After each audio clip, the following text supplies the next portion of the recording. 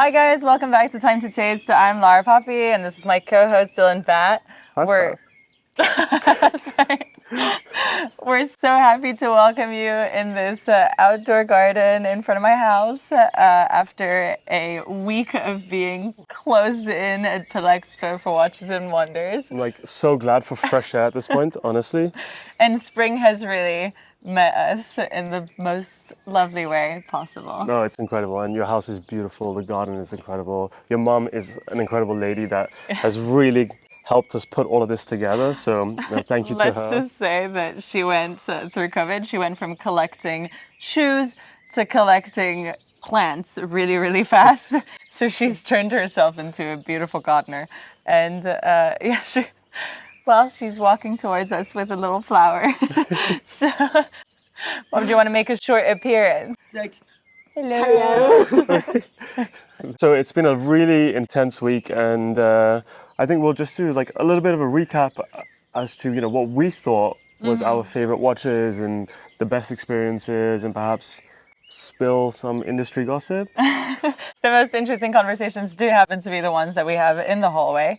And I'm so happy to dive into all of the gossip with you because we haven't actually had the time to spend too much time together and to chat about the novelties and the big news that happened in the US or the new taxes. And I don't know, I don't think we've seen the same people in the hallways either. So it's interesting to get everybody's opinion. No, it's been really good. I think the brands this year have really taken it to the next level in terms of their novelties, which I think it's actually builds on last year. Last year I wasn't so happy, and this year I'm like kind of overwhelmed. We had a lot of anniversaries for a lot of brands, so they've put a lot of effort into it, and I think that really shows in the quality of product. Absolutely. And while we do all that, we'll prepare a pesto sauce that we will be using later on the grill. Yes. So we've got our basics, the garlic, the basil, the parmesan, and then les pignons de pain in French, which I'm going to need your help to translate in English. A pine nut. Pine nut. And then we've got, of course, our olive oil, pepper, and salt, and something to keep us hydrated in the warmer climates that we finally have found. It's a good change from the champagne at Leopard Room. Tell me about it. So, what is your top one or top three favorite novelties this year? top 3 favorite novelties. That's really tough, but I would probably say the Vacheron Constantin Solaria. It's just a mind-blowing watch when you kind of dive into it. It's 41 complications. It's the most complicated wristwatch ever produced, and it's a piece of art. How do you measure that? The most complicated watches ever produced. Well, in terms of the number of complications, it's the one that has the most. So, I would say it's relatively straightforward. I think the previous one to that, I don't even know how many it is, but last year they produced the most complicated pocket watch, and then this year it's the most complicated wristwatch. So it's 41 different complications. Don't ask me to name them. I won't do that. It's okay. If anybody in the comment feels like naming all of the complications, we're takers. But yeah, so I think that was an incredible piece. It's really to commemorate their 270th anniversary. But what I really like is that they've had this real trickle down from that ultra grand complication to kind of their more regular production pieces, and they really showcase what the brand ethos and how the evolution of the brand has been over the 270 years. So I think Vacheron have done an incredible job.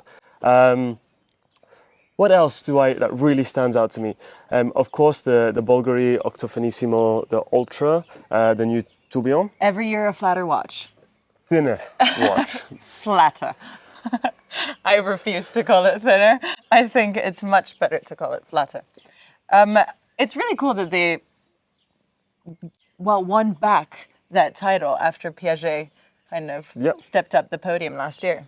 I mean, You know what I think is so beautiful about this? Like, it's friendly competition, and it really pushes the industry forward because it's not trying to be better than the next person. It's just trying to do the best that each brand can possibly do. And when you have that friendly competition, when there's like a punch from each direction, it Yeah. pushes you in terms of research and development to Absolutely. come up with new methods, come up with outside of the box thinking, which had there not been that competition, then they would have just sat there. I'm not saying they would have, but typically you would just sit there and say, Well, they wouldn't have the need king to of the push. castle, king of the castle. you know, um, but yeah. Absolutely. No, I agree with you. I think that they probably wouldn't have felt the necessity to push boundaries. Talking about Bulgari, what do you think of the move of Jean-Christophe Babin from head of Bulgari to head of LVMH? The news is quite recent. I think it's an incredible journey that he's had within the industry, and he's today considered to be an industry titan. Absolutely. He's done it all, right? And I think this is just kind of that next step in his journey and what he's achieved with Bulgari, but also and hopefully what he's going to be able to achieve with LVMH, as a Absolutely. group is very, very exciting. I'm very looking forward to it, and I think it was the natural evolution because Frederick, he moved from obviously being head of LVMH watches to being the CEO of Loro Piana, and Yeah. I think that really showcases the role of the family within the LVMH group, but also allows amazing opportunity for someone like Jean-Christophe to really showcase and put his stamp on watchmaking today. And Yeah, I'm super absolutely. excited. And I'm very excited to for the reunion of the Babin Pin duo, because they very recently were still within Bulgari. Yeah. And they're both shifting, and I think that Antoine is probably sitting in his chair thinking, that man's never going to leave me alone. But I know they're very friendly and they get along super well. But I am really excited to see that duo again, because I think that Jean-Christophe and Antoine Pin work together so well. And they were together at Teguière, they were together at Bulgari, and now having them both step up within LVMH is such an exciting time. I'm super excited. What were your thoughts on the Bulgari MB&F collaboration? And do you consider it to be an indie watch, even though it's LVMH? Because I've heard different opinions on the matter. I think it's very much an indie watch. I think it's an incredible collaboration. I mean, when you put together Fabrizio and you put Max in the same room, like, well, I mean, like, it's going to be incredible. Absolutely. Like, it's only going to be incredible. And this was the second step because they had already produced one where they launched, I want to say 4 years ago, at Dubai Watch Week, where it was the ladies' version. Yeah. And I personally think that was perhaps the most beautiful female-led watch, or I want to say female timepiece I've ever seen. I mean, it is absolutely gorgeous. The incredible architecture of MB&F, the case and everything, and then you've got this gem setting know-how and the selection of stones of Bulgari, and that the design-led part of it that Fabrizio brings. So when you put them together, it was an incredible partnership, and this one just kind of builds on that. And I believe it's the first time a Serpentine piece has ever been made for a man. Oh, yeah. It's I never thought about that, but that's a very good point. It I believe is so. a woman's watch. Usually. Usually. Yeah. It is worn by men, though. Yeah, no, it As can some be. men. Now that we're getting to the garlic, do you want to give us a Justin opening?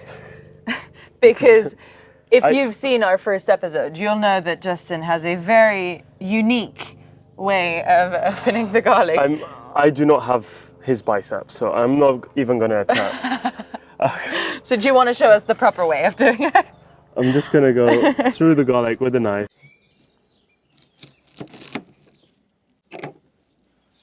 Beautiful garlic. let's just say your way is less chaotic than Yeah. Justin's, for sure. Brands have been a bit more conscious of the female audience, or at least they're making female watches designed for women Yeah. more this year than they were last year. Correct me if I'm wrong. At least that's the impression I'm under. think And we're do you good. think that this is due to the fact that smaller dials are in trend? Or Oh, I mean, smaller dials have kind of been growing in popularity over the last few years. And I don't think it's necessarily aimed at female watches, but generally speaking, yeah.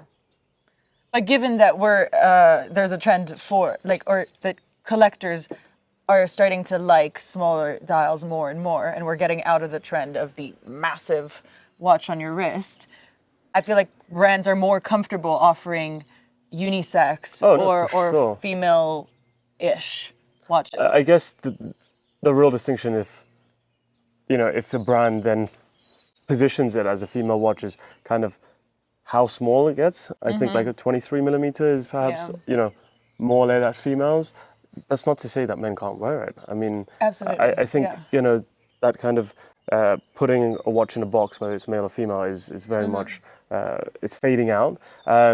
I would say probably the major distinction is, if it's like overly gem set, then it's probably more tailored to the But female audience. would you wear that Cartier, the Tiger Cartier, because it's gem set? Which tiger? Is it a The Crash Tigre? yeah? Oh, 100%. Yeah, So it's absolutely. completely. Yeah, no, for I sure. mean, I was going to say bedazzled, but you're going to kill me if I do that. Fully bedazzled watch. But no, I absolutely love the Crash Tigre. But I mean, like a cocktail, like a small cocktail piece, or Yeah, absolutely. something from Van Yeah. Cleef where it's like very intricate and perhaps then something that I would lean away from. But that's Yeah. not to say that there's not a time and a place for it. Absolutely. So number 3. What's your I need to third? think about it. While you think about it, I'm gonna blend all of this beautiful mixture to achieve our pesto sauce texture.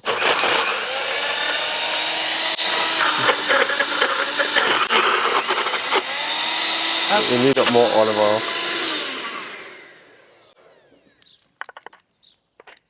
Let's add a bit of olive oil.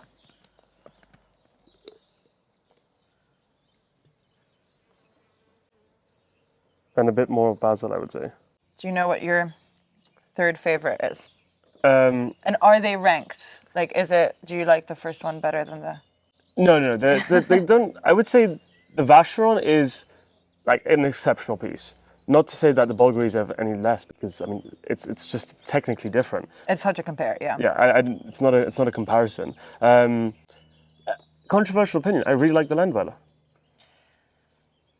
I think Okay, I have an issue with it, like the dial being called honeycomb, because to me that is not a honeycomb shape. yeah. But the watch isn't bad. Is it revolutionary? Well, you're probably going to tell me why it is, but I haven't really found it as appealing, I guess. I mean I really like the bracelet. I really like the K shape. The fact that it's a lot thinner. I wasn't necessarily a fan of the dial variations on this one, Right. but I like the concept of it. I personally would have preferred it without a open case back, but Okay. that's just me, A lot of people do really like the open case back, though. I mean, they've got this incredible movement, and I feel like a Rolex doesn't need it. It's a tool watch at the end of the day. It's something that it's a beautiful piece, but it's just not. You're not showcasing, a tourbillon. You're not showcasing anything like that. What they've been able to do at the price point, exceptional. Right. Now, would I buy one today? Probably not. I'm waiting for a new dial variation, I would say, but I really like the concept of it. What kind of dial would you want? If they ever brought out maybe like a light gray or almost like a brown or like a taupe color, I Yeah. think it would be exceptional. And that's kind of I'm looking for these slightly odder colors rather than the typical blues and gray. I like the icy blue, though. So I agree with you, but to me the icy blue is not a bad one to start with. I think that That's like a full platinum piece, so it's not for Very true. everybody. It is their signature color. Yeah. I love it, but you know, someone that's probably wanting to add a land dweller today, probably would want to go for a steel. So they've got the white version. Right. But you know, having different variations. I don't like the big 6 and 9, but you know, also not a fan of the name personally. It feels like I'm driving like a Land Rover. What's the problem with the Land Rover? No, I love the Land Rover. I just don't want. You don't want to buy a watch. You know. But yeah, I mean, kudos to them because I think aesthetically it's a very beautiful watch. So.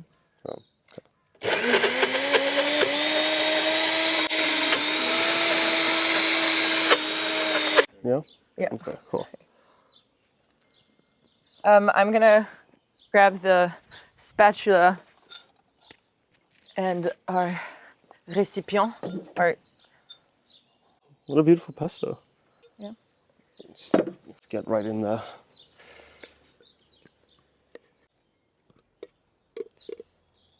Okay. Taste test? Oh, I'll just. Oh wow. I'm happy with it. Yeah? Do you want to? Super good. No? It's just the right amount of cheesy. Yep. Well, it's perfect. Fantastic. Okay, so let's head to the grill where we'll be able to do a mozzarella stuffed tomato using this pesto that we've just made. And lamb chop, a few vegetables, and more conversations and more talk about other brands because Fantastic. I still have a few pieces I need to go over with you. Let's do it. So we're back near the grill. This is an Afar grill. It's a very cool Dutch barbecue brand. I don't know if you've ever used I have. one of these. They're very, very cool. They're fantastic. So you get to cook on this this Plane, metal. right? It's like a metal plane. It's a metal plane, and it's a very nice barbecue to have to actually still have conversations with people while you're cooking. So I absolutely love it. We do a few aperitivo around here, and I'm really excited to use it with you today. Amazing. And we'll let that heat up for a second while we get our ingredients ready. I see that you have the beautiful lamb chop that we're going to be making. So we've put some pesto on there and give it another good dollop of pesto for our viewers to see. A beautiful lamb rack. And this really is my go-to in the summer because it's so easy. You can just put it on the grill and it takes about 3-5 minutes depending on how cooked you want it. Yeah. On this side we've got a few cœur de bœuf tomatoes. I'm gonna open one up and then stuff it with some nice mozzarella. Yep. And I'm gonna add a little pesto in there too to give it a little pass you that. oomph, like you said in our last recipe. Let me put this down. So, where were we? What do you think is going to happen now that the U.S. has raised taxes? It's going to be an interesting period for the industry, but I mean globally. These tariffs have come into play. I was speaking with a few retailers, and I think the general consensus is that no one knows exactly how it's going to be. So it's one of those things where we just kind of got to wait and see how it plays out. Some people are saying that they're going to reverse kind of the taxes or the tariffs, and it's just not going to work. Other people are saying that maybe the retailers are going to have to take, a part of the hit, and then part of the hit is going to have to go into the end consumer. Generally speaking, I think the secondary market will now increase in value across the board because watches are already there, and we were talking about new imports. So it's going to be a really interesting time period. Do you think that collectors will be more keen to travel than what they have been in the past? For sure. I think if you can, come buy a watch abroad whilst you're on your travels or whatever. And I think on the whole, like collectors will be keen to travel more, you know, and pick up watches on their travels. And yeah, I think they're also more likely to discover new watches, or because do you think that American retailers will have as much of a variety, given that Yeah. there will be the tax increase might kind of lower. especially on the high-end pieces, I Yeah. think they're less likely to hold stock because, you know, there's also that risk of buying certain stock, keeping it in the US, and, you know, with this 31%, who knows if it's ever going to sell? So it's Right. kind of like a catch-22 situation. So I think that will also force American retailers to not hold stock and then people to travel if they really want Right. those kind of watches. But yeah, it's just a waiting game for the time being. Because I've heard this conversation, brands might be likely to also produce or open offices within the US to avoid that tax issue. Because the reason for the But the tax, watches need to be made in the US. Even the Trump watch Yeah. is technically a Swiss-made watch. So I don't so know. yeah, it's in I don't know how it's gonna yeah. unfold. I'm gonna put the lamb on the grill. Do you want to maybe chop a few vegetables first? Okay. I'm having a hard time cutting this. Oh, wait, I don't want to. Okay. Let me give you a hand over here. Yeah. I'm just carving out the tomato. I'm gonna start getting these mushrooms oiled up. Drizzle it with some olive oil. A good spoonful of pesto in the tomato. A bunch of mozzarella on there. Head the mozzarella back on. And then this is the first thing that goes on the grill. One tomato. Two tomatoes. You say tomato or tomato? Tomato. I mean, is there any other way of saying it? Tomato. No, there isn't. Lara, we've covered what my standouts were. What were your standouts of the show? So I'm a little biased because I work with certain brands, and I did organize two events, or I did organize a few events for various brands. But I think that one of the brands that had a release that wasn't talked about as much as it should have been, because I don't think that the dials come out as good in pictures, is the Moser's Pop Collection. They've got these stone dials and all the colors are just the color of the stones. So you've got a coral and lapis dial together. You've got these different color variations with the texture that really is striking. And on the wrist, when you're looking at the watch, it really is something you've never seen before. It really stands out.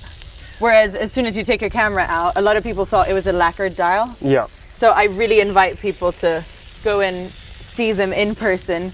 They're absolutely stunning. And I mean, as usual, Moser, they're quiet luxury. They're beautiful, understated. Absolutely. So, and they've got various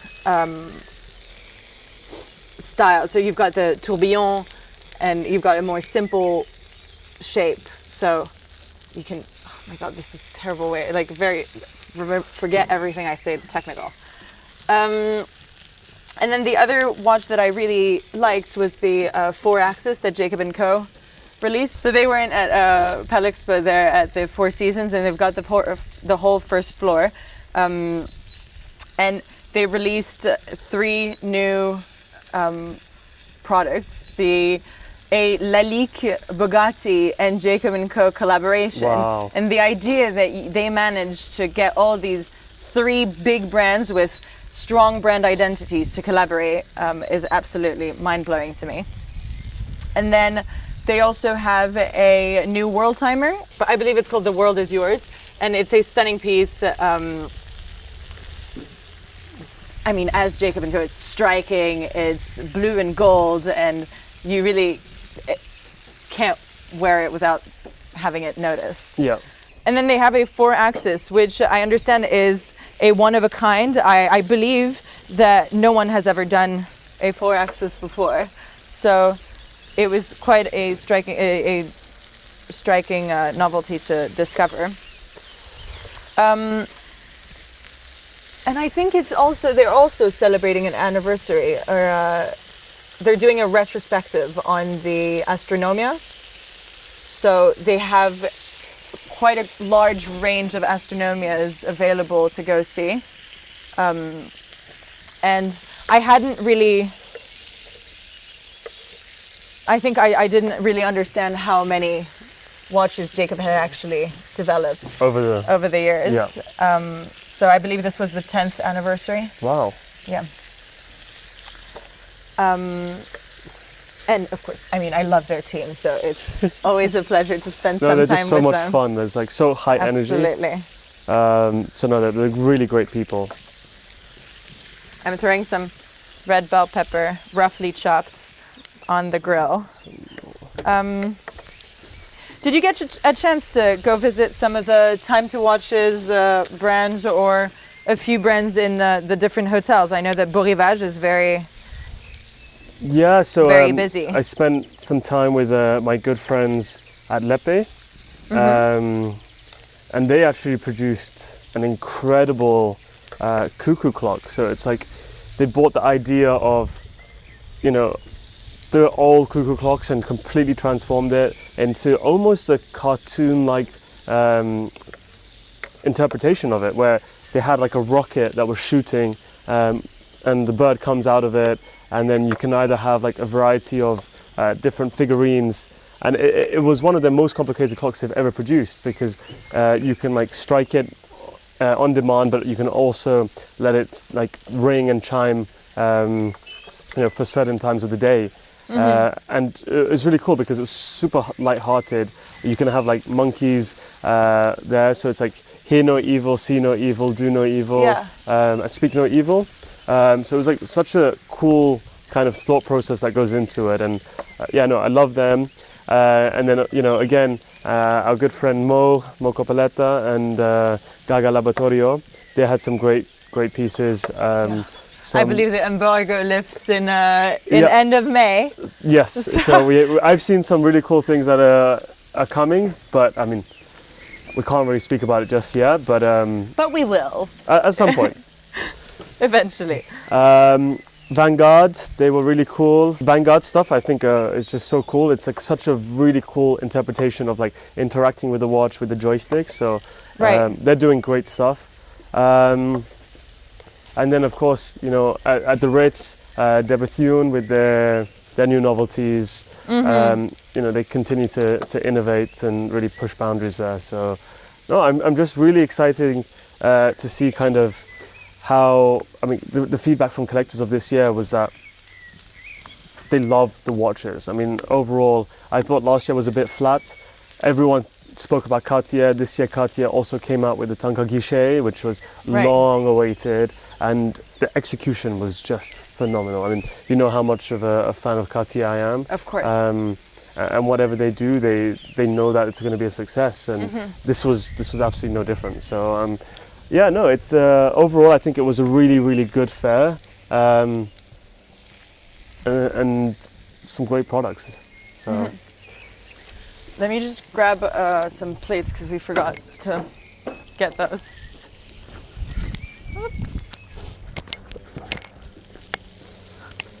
So yeah. Okay.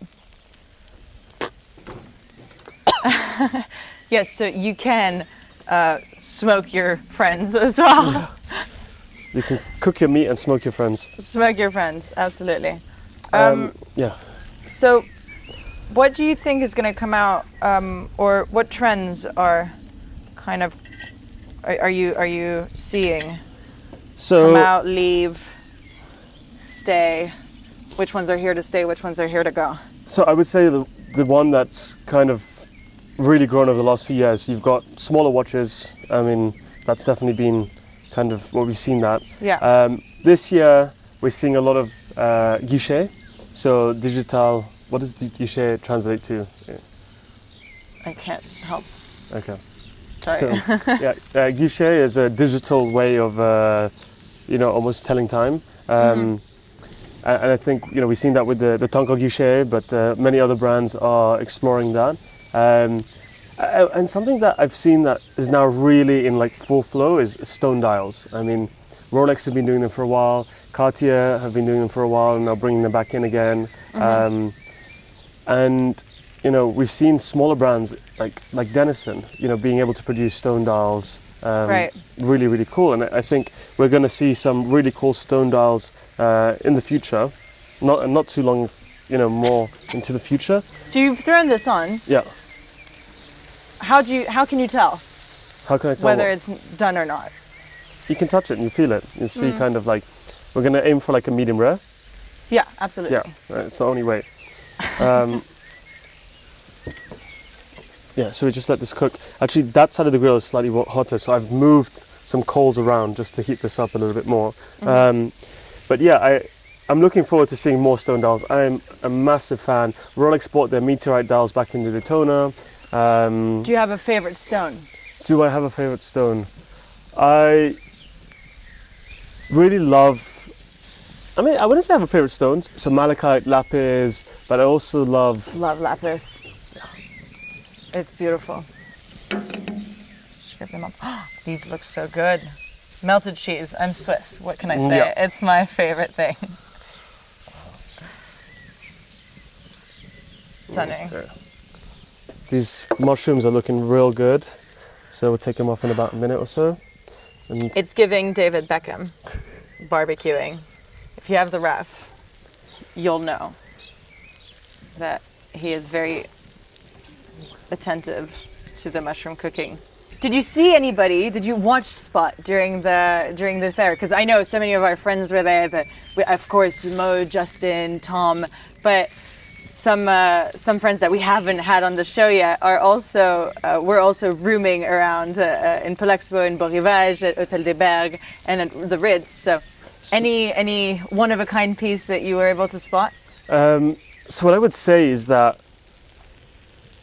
Watches and Wonders is like a candy shop for adults in terms of, the watches that are on display.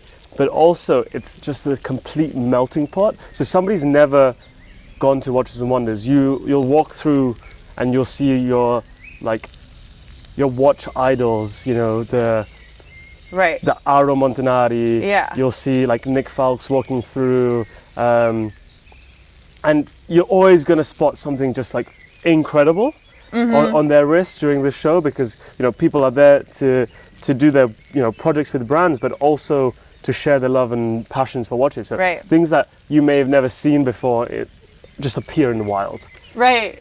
Absolutely. And I've seen some really early like F. Pigeon tourbillons on people's wrists.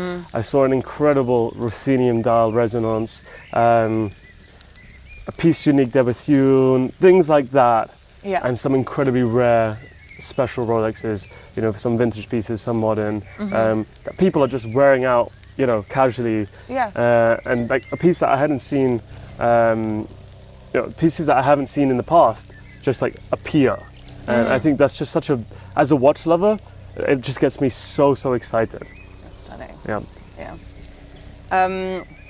I have decided, or I found that I think my next purchase might be a Andy Warhol Piaget. Oh yeah, fantastic. Because I saw it on one of our collector friends' wrist, and it's just one of a kind. It's just stunning. The shape is so beautiful. It's unique. I feel like Denison is the closest lower tier or on a budget Andy Warhol that you could get, but and I'm afraid that some people will, as Denison's getting more and more famous, will mistake a Denison for an Andy Warhol or vice versa. They're quite distinct in shape, but you definitely get yourself into a beautifully shaped case. They're known as case makers. So you get something that's incredibly sculpted, and then with the add of like stone dials, as we were just mentioning. Yeah. Piaget have known for their stone dials, and they produced their opaline dial, which phenomenal piece, like absolutely phenomenal. But you can get your way there into that same similar aesthetic through Denison. Did you also see Justin's Ralph Lauren? You know what? As crazy as it is, I didn't even bump into Justin this time. No. Neither did I Tom. Well, It's that's just- because you arrived late at one of the parties. Well, Tom was wearing his Romain Gaultier that he wore on our show in episode 1. And Justin, I bumped into at Time to Watches. Okay. He just swung by in between 2 meetings. So this year it was actually really good. Time to Watches happened at Villers-Sarrazin, which was 1 minute away from Polexpo. Incredible, yeah. So anytime you had a 1 or 2 hour gap between 2 meetings, you could just run off to Time to Watches and discover maybe brands that you hadn't heard of before or that you hadn't seen in person. So I bumped into him and he was wearing a Ralph Lauren. I couldn't tell you anything technical about it other than the fact that I think it's beautiful. Yeah. And that we should probably insert a picture somewhere. But I didn't expect him to be wearing a Ralph Lauren. I mean, Justin has impeccable taste, so I know for whatever it is that's going to be on his wrist is just going to be stunning. So I'm not surprised. I have seen photos of it, and it looks incredible. But I would love to hear more about the story behind it as well. I do remember that it's like a Claude de Paris case, and it's beautiful. But yeah, I'd love to see it in the flesh. Yeah. I personally believe that it's super impressive to have all of these CEOs and all the staff presenting over and over again at a crazy rate with an inhuman schedule, all these pieces. Because if you think about it, everyone wakes up at about, 6:30, then they get to the booth, 9 a.m. doors open, or was it earlier this year? I think even earlier. Maybe earlier. But I know that most of them wake up between 6:30 and 7, time to get to the booths, get everything set up, and then they, after it closes, often go on to a dinner with clients, with journalists, and then have to, chit chat, go over all the products, and then the real relationships you create usually are at these dinners or at these after parties around a cocktail at Leopard Room often. So most of them, I've seen them at 3 a.m. leave Leopard Room knowing that they're going to get up at 6. Yeah. And it's all part of your job, because getting a good relationship with your clients, getting a good relationship with your media is part of the job. But that's a big reason of why we do it. No, absolutely. I mean, from talking out of personal experience, this week is hands down the busiest week in the year for me. The lead up to it, and then Watches and Wonders, and it's a real toll on your body, on your mind, and everything, because, like you're saying, you're going for more like 18 to 20 hours a day. Yeah. Depending. But yeah, For a whole week or 10 days, depending. average sleep time is like 3.5 hours, 4 hours. And it's insane. And you have to look fresh, and you have to be able to go out and speak Absolutely. to everybody. And like you're saying, you've got meetings. You then you have your dinners, and then you go on and on and on. And it's really an intense period. And kudos to the people that have been doing this for 10, 15, 20, 30 years in this industry. It's tough. It's tough. I mean, I've been doing this now for over 10 years, and I'm every year I probably lose a year of my lifespan, just because it really does age you. Well, I'm flying away to St. Bart on the 8th. Look at you. This was actually Eleanor Pichuta's idea, and I think it is brilliant. I'm completely sold. I'm very excited to be on the beach with her and Manuel Emsch, actually. Oh, no. Yeah, so I'm bringing the industry with me to the beach. It'll be interesting to debrief with them as well. I had another... Oh, yes. Big moment this week, especially, for me, because I've been close to Teguière from my childhood. My godmother was the CMO of Teguière for a long time, and my mother worked heavily or intensely with the brand for a really long time too. We did a world tour when I was 8 years old with Taguer and Tesla. So the fact that they've recently or just now changed the tagline from "Don't crack under pressure" to "Designed to win" is Wow. a huge change. We've been talking about "Don't crack under pressure" for 10, 15 years. Yeah. And I think it shows also a shift in mentality. We're slowing down. We're maybe focusing more on being composed and calmer in order to succeed. And I mean, Ryan Gosling, the voiceover, lives rent free in my head, for sure. So I'm really excited for the brand, and I've said this in episode 1 as well. The Formula One. Yeah.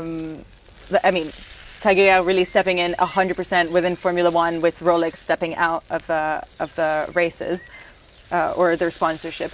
Do you know if they've stepped out completely, or if they're just not the official F1 partner anymore? No, I think they've stepped out completely. I think they didn't have a car. Tudor has a car this year. But they're not They're not a sponsor. They don't have a current ambassador driving, do they? Well, Rolex never got into ambassadors driving, ever. Well, they had Sir Jackie Stewart. But whilst he was driving? I believe so. I might be mistaken. I thought he became on board after he retired. I'm not sure. We'll have to check. I've got flags. No, I'll get this information and we'll straighten up. We'll have a little on screen.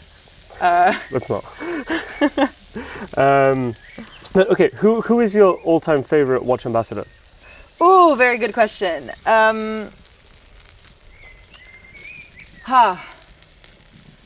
It's tricky.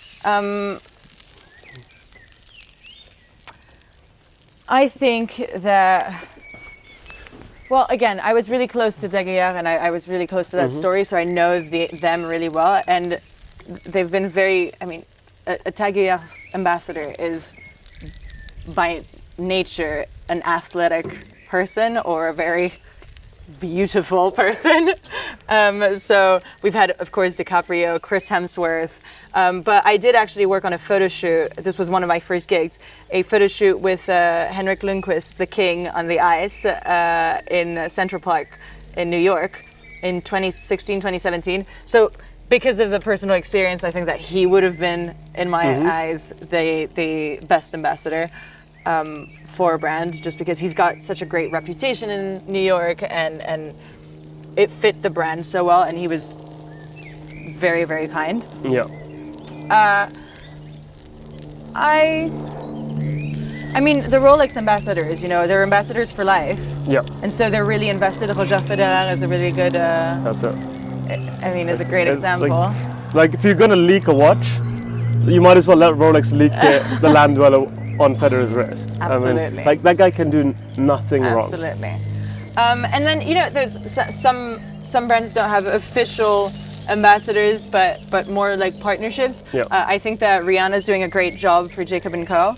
And she's kind of bringing in new ways to wear watches. I mean, that was a very big trend a few years or months ago. I can't. Yeah. But I think she's done a stunning job at doing it, as always. I mean, she's It's Rihanna. a style icon. Yeah. And yeah, I think that who would be yours? So definitely Roger. Yeah. And then A little David Beckham. see, I love David Beckham as well. I think what he's done with Tudor is incredible. He's just got a completely different crowd into watches. Whether you're a football fan or you're a fan of him or you're a fan of well-tailored suits, you know, he is that bridge, and he speaks to so many people from all over the world. So I mean, like, it's just so many synergies there. But I mean, Zendaya with Bulgari, I'm like, wow. True, very Wow. true, Like, very she's true. I can't just- believe that didn't pop. Absolutely. You know, she's stunning, she's elegant. She is that brand in my mind. I think of somebody that's going to wear Bulgari, I think of Zendaya, and she's just, you know. Don't they have Anne Hathaway as well? They also have She's Anne also- Hathaway. The duo is remarkable. And I'm a big fan of Anne Hathaway because I'm an Arsenal fan, and she's also a massive Arsenal fan. So You know that I've actually, the only football match I've ever been to is an Arsenal really, football match. Absolutely. Yeah. I didn't know I was going, so I can't say I made the decision to, but I was dragged there. It was really fun. I don't understand football too well, but it's a nice stadium. let's get this going. I like how you've been using this spatula and I'm just using my fingers all around. You've clearly done this before, and no feeling in those hands. No, I think it's a women's thing. Oh,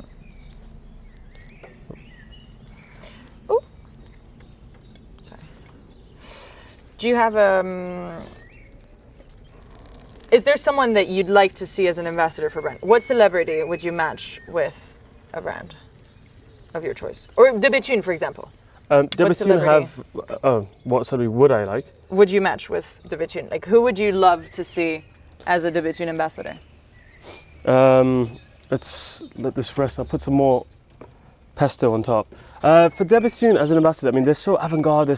They have two real, structures to their watches. Something more classic and then something more avant-garde.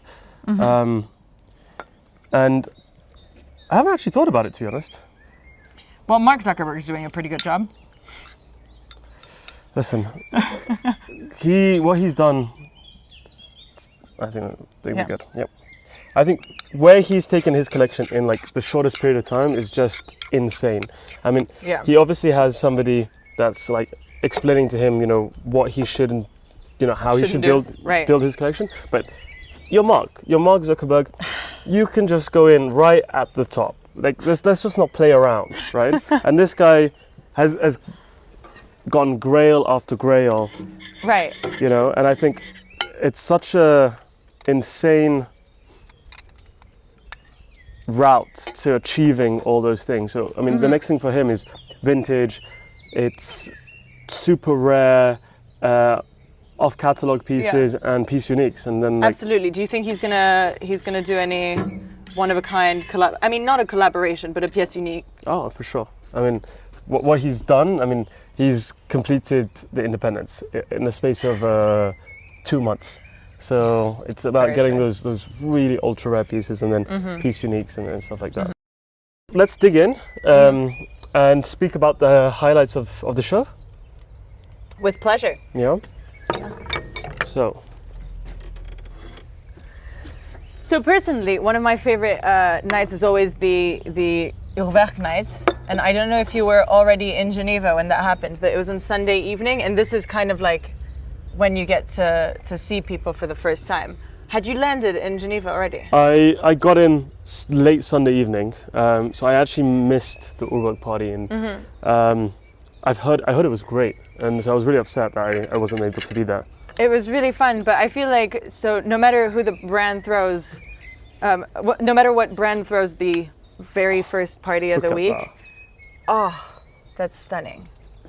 My favorite night is always the night when I get reunited with everybody that I haven't seen in a long time, everybody that flew in for the show. Yeah. And what happened at that party? Like, why was it your highlight? Just the people I saw, people I had, some people I had only met online through various group chats or social media in general that I got to meet in person. I'm fond of their novelty as well, the new T-Rex. And overall, yeah, that's pretty much what sold it for me. I mean, those parties are incredible because you speak to people, you meet people in real life, you get to like share your passions, and you do that in a fun place with all your friends from the industry as well. And everyone's just like in a good mood. It's the first day, before everything kind of kicks off, so everyone's like rearing to go. Yeah. So no, amazing. For me, I would say I was very privileged because I got invited to an exquisite dinner hosted by Hermès. And what's insane is that it was at a secret location, so they don't tell you exactly where it is until you actually don't know, and then they bring you there. So it was myself and accompanied by two of my friends, and you walk in and you're basically on the lake, right? And the sun was setting. There was a beautiful aperitif. And what they did was that they actually created a living installation of, I mean, this is green walls in the restaurant, like exclusively for this. And you go in, and that had an incredible theme. And what was beautiful is that this pretty long table was very, I mean, long table but intimate dinner. It was about 25 of us. And the table was full of like living vegetation, and the menu was curated so that you could actually pick up food from this living table, all these herbs, and add them to your dish. Oh, fantastic. And I honestly believe it was probably the most memorable dinner I've had in Geneva over the last 5 years. And I just had the most incredible time. So that was exquisite, I mean, start to finish. And also the Jacob party, you know, it was like this reunion of everybody. So it was really nice to see everyone there. We're all set, we're ready to go. I mean, like, I'm honestly starving. This looks so good. So am I. I think this is probably one of the best meals that I've cooked in a while. It's the first barbecue outdoor. Yeah, of the year. Spring is here. I mean, what a better... I'm ready for summer. Couldn't have think of a better place to have this. Well, So I'm so glad that you're here. I think it is time to taste. let's dig in. I'm very excited. We've got cutlery right here. Oh, perfect. And I'm going to start with the tomato because You can start with it the tomato. looks... Let me have a mushroom.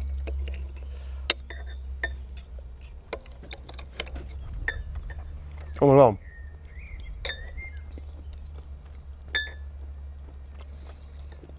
That's so good. Oh, that tomato looks incredible. It's beautiful. The pesto you can really taste. Yeah. It's just the right amount of garlicky. I'm gonna dig into this lamb. Put a bit more of this pesto. Beautiful.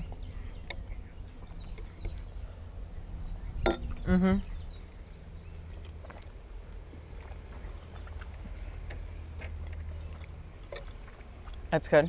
It's up to... We smashed that. Expectations. Oh my god. That's exquisite. Oh, fantastic. I'm going to add a little zucchini on top. What are you wearing? So, I'm actually wearing the Gaga Laboratorio Cinquanta, and it's a green version. It's perfect. I thought, you know, I'll pair it really nicely to this almost pistachio colored apron. Oh, it's Very much on theme. But what a match. Exactly. I mean, like, it's summer's here. It's like such a fun piece, different. I mean, we spoke about it with Mo, but I mean, I love the story of the brand. I love the story of him, and it's just easy to wear, you know. And around a barbecue, it's not precious metal. Yeah. You can bang it. It's fine, you know. It's okay. Well, avoid banging it. No. But you know what I mean. I you don't don't have recommend. to be overly careful with it. And yeah, I think it's perfect for this kind of weather. Absolutely. I see you're also on theme. You know, you're very much. I am also on theme. This is the mint. A mint green dal. Mint green dal. With a mint green apron. We just clarified it's pistachio. You can call it whatever you want. I'll call it mint. But yes, no, maybe it's with the glasses. We've got different colors, perceptions. No, I love this style. I mean, I've been wearing Rolexes on most of our episodes now. Yeah. I think, if not all our episodes. I believe so. But I mean, they are. Can Rolex. I call it an industry standard? It's Rolex. It's Rolex. I mean, they are the industry. I mean, Yeah. And I love this mint dial. I think, again, it's a practical watch. I can pretty much do anything I want in it. It doesn't get too much attention, but it's also allows me to wear a watch that has some. no, but I love the Datejust, honestly. It's stunning. And what I like about it is that you went with the smooth bezel as opposed to the fluted. It's just like it's fun, different. Everyone wants the fluted, but I actually really like the smooth. So this was a walk-in. Really? Yeah, at Bucherer in Geneva. No way. Walked in, walked out. Very happy Walked about in, this. paid, walked out. Well, we don't talk about the upsetting topics here. No, so I'm really happy, and I share it with my mom because why not? So I actually love that. Like, having family members that you can, or friends that you can like share watches. Absolutely. That they also put the same care and attention into collecting, but also the same care and attention into wearing. They don't have chunks missing out of their watch, or if you give them a watch and it comes back damaged, it's always absolutely. Yeah, no. So I think that this concludes our time together. I'm pretty sure we've got to run off. I need to go. I have a flight, so I need to pack. To go back to the UK. I don't know how the weather is in the UK, but I hope you'll miss us and you have massive FOMO. I will miss you all. I'll miss Geneva. I'll miss Watches and Wonders and the craziness. And I'm so grateful for these moments, where everyone is together and you all share something that we're so deeply passionate about. So. And I think the next rendezvous is Geneva Watch Days, if I'm not mistaken. I mean, there's auctions coming up. Very true. I forgot about auctions. Keep an eye out for the auctions because a lot of good stuff happens at auctions. So I'm very looking forward to that. And then summer, everyone's on a holiday. Break. And then it's Geneva Watch Days. So sounds great.